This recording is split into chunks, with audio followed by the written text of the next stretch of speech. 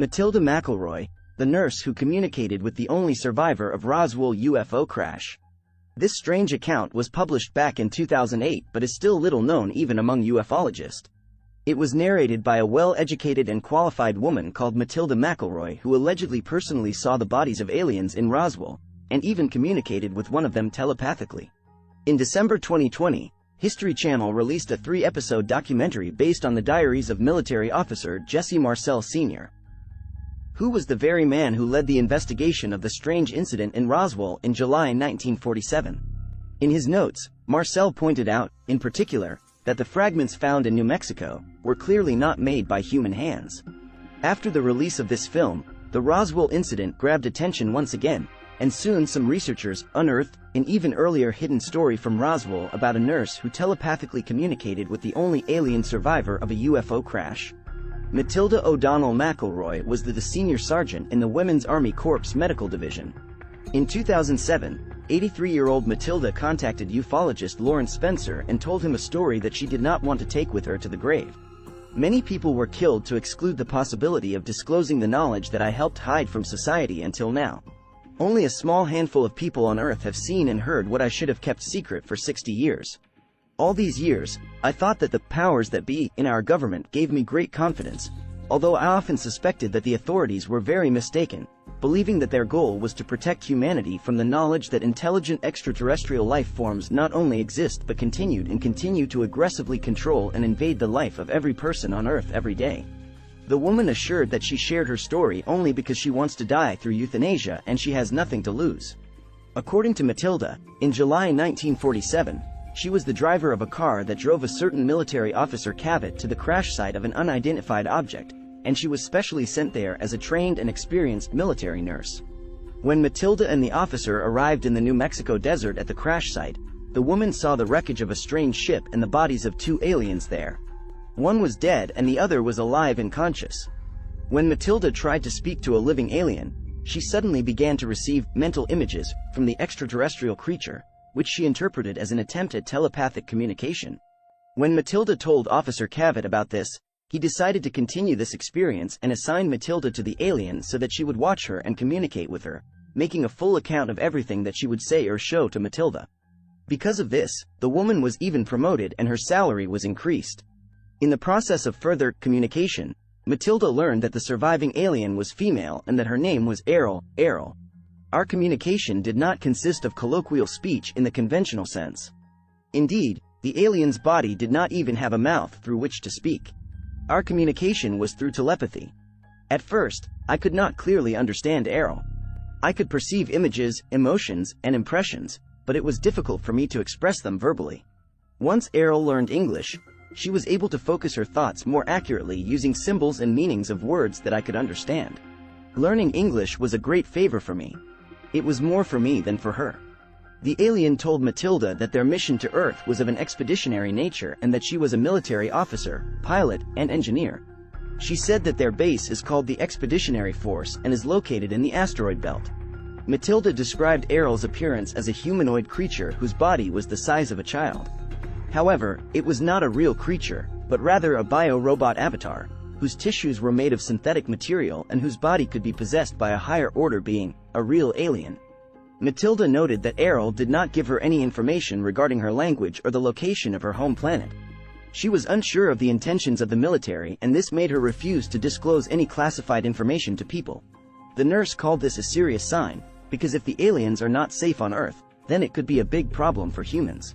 Errol called her civilization very powerful, extremely ancient, and, above all, their only goal was to progress. When Matilda asked Errol how long she has been visiting Earth, she replied, long before human appearance. Then Matilda learned the following. The Earth is a small planet on the edge of a galaxy star.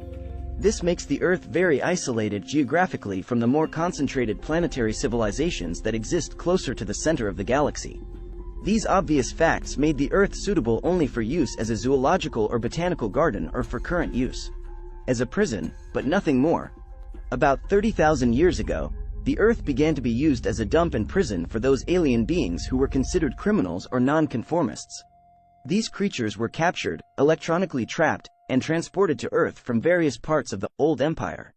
The underground stations where these creatures were kept, or still are, were created on Mars and on Earth in the Ruwenzori Mountains in Africa, in the Pyrenees Mountains, between Spain and France, and in the steppes of Mongolia. Matilda talked a lot with Errol, but then at some point, the alien died, that is, the alien left her avatar body. Matilda's story was published in Spencer's 2008 book, Interview with Aliens. However, the book for some reason did not become some kind of special revelation, and the story of Matilda was never particularly checked for reliability. Leave us your thoughts in the comment section. This is the alien that warned us a half a century ago about the use of artificial intelligence and how it destroys worlds. The alien, who supposedly died not too long after its capture, was recorded by a secret branch of the government at Area 51, and this is what he said as he was aggressively interrogated by special forces. In case you missed it, here's the clip. All right, okay, finally tell me, what is this other threat?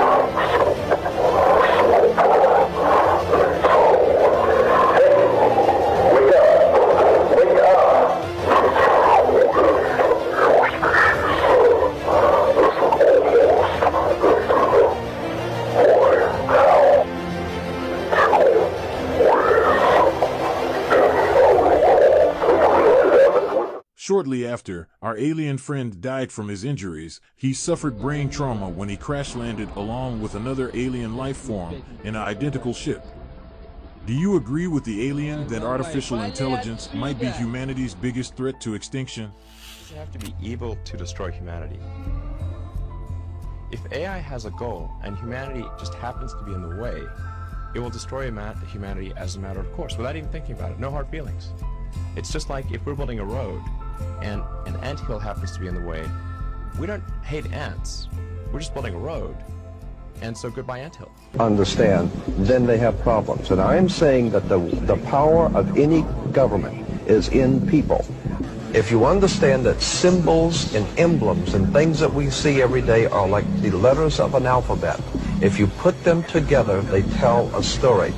If you understand, wake up and understand that we are not in a benevolent government, that Plato said the price good people pay for non-involvement in public affairs is to be ruled by evil men. In the old Celtic Druid occultism of ancient England, from which we have gotten about 95% of our mysticism in America has come from the old ancient English Celtic magicians. We always see pictures of we're talking about Stonehenge, right? Yeah, Stonehenge, right. Merlin the magician with his magic wands, and all the magicians always have their magic wands. Magic wands were always made out of holly wood. And holly wood has been used for many years to manipulate your thinking, to explain mystical subjects to you, and to prepare you to accept certain mystical premises. A classic example, and I'm not in any way belittling the work, but it's very important to understand Steven Spielberg and George Lucas's work with the Indiana Jones and the Last Crusade, because you can't understand the Last Crusade if you don't understand the First Crusade. And if you understand that the Raiders of the Lost Ark, who was the Raiders of the Lost Ark fighting against? It was the Nazis. Interesting too, in the Star Wars, according to the Masonic reference works that you can get in any library, the Freemasonic Orders of Europe said that there was a little ideologue, a little spiritual entity that gave the knowledge to what the Masons call our hidden masters. That's what Freemasonry refers to, those who lead world Freemasonry. They don't know who they are. No Freemason knows who the actual leaders of the world organization are. They call them our hidden masters. Well, according to the reference works, there is a little spiritual entity that guides the world Freemasonry, and they call him Yoda. And in the reference works, you'll see this little creature with the pointed ears, and he's called Yota.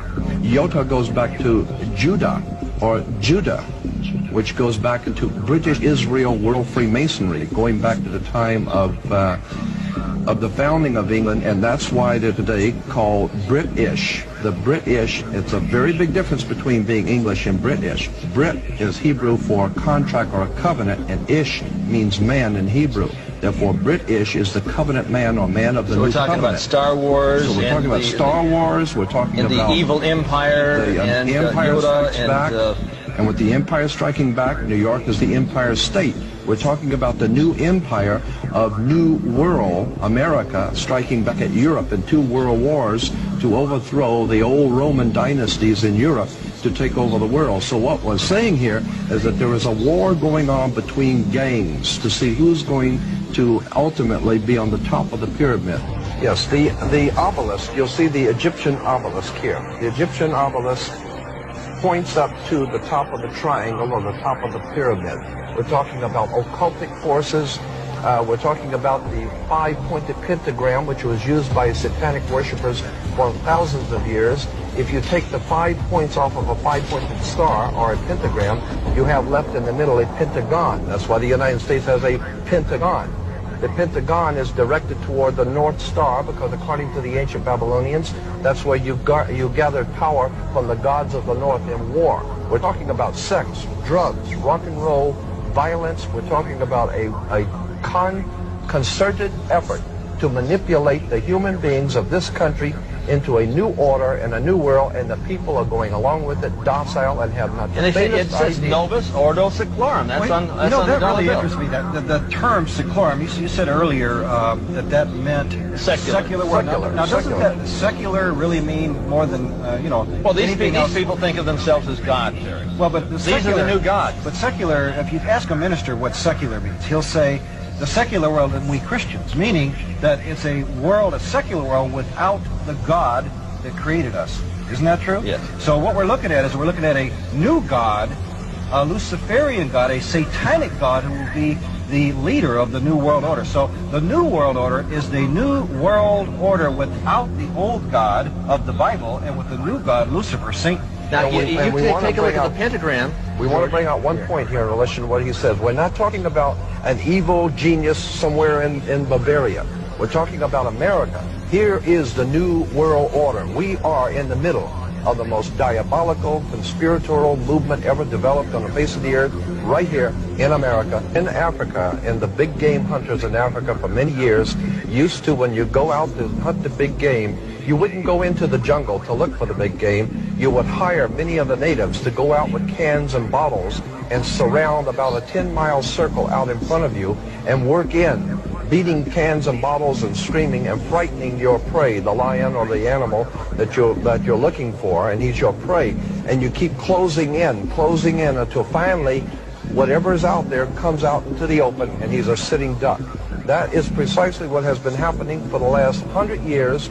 The Illuminati have been purposely organizing, directing, and financing wars, revolutions, violence, and bloodshed, so that it will sufficiently impress and frighten the world of humanity into accepting a new order, a new police state that will finally put down all the law and order, the disorder in the world. And it is the oldest trick in the book. Our greatest enemy is not in a crack house, it's in the White House. It's not in a bar room, it's in the boardrooms. And so the point I'm making is that we are being manipulated from the very top. And we need to wake up and find out that America is not the land of the free and the home of the brave, because we're not free and we darn sure ain't brave. These Illuminati refer to their offspring in their publications as their children, their offspring. They refer to your offspring as kids. You have kids because you're just like a goat. You're sheeple. Sheeple. That's why you have kids. And your children are going to be slaughtered if you go along with the program. There's no question about it. They're going to be identified. They're going to be marked. They want it all. There isn't anything that you've got that they're not planning on taking away. They want your children, your wife, your family, your home, everything.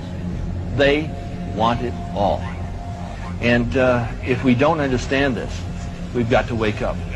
We have to incite a revelation to avoid a revolution. If we follow the other sheep, we will certainly be led to the slaughter. Never in the annals of human history has so few done so much so often to rape, rob, and ravish so many as the warlords and the warlocks of Wall Street and Washington. We're talking about a global government that's in existence right now. We're not talking about a nation that is going, we're talking about a nation that is gone. We do not control the government of the United States of America. The United States of America is controlled by this evil arc. They control the money system. They control the State Department. They control the presidency. And if you take a look at the fasci on each side of the Speaker's podium in the Senate, you're going to find that we have a new world order in place. What do we have to do? Incite a revelation to avoid a revolution. Or wait for the second coming? The choice is up to you.